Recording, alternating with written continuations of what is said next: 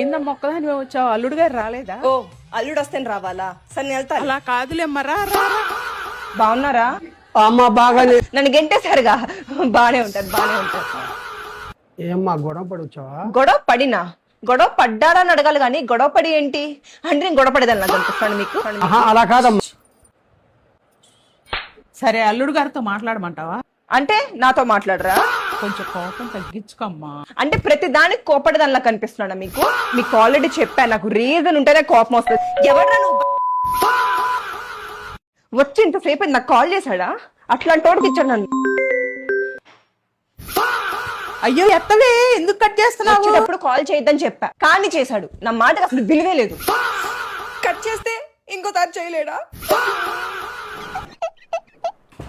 అలా కాదమ్మా. కూతురి మీద ఎంత ప్రేమ, ఒక్క మాట కూడా అన్నీవు. మట్టి బుర్ర ఏమన్నా అన్నా ఉంటే ఇక్కడే ఉండిద్ది.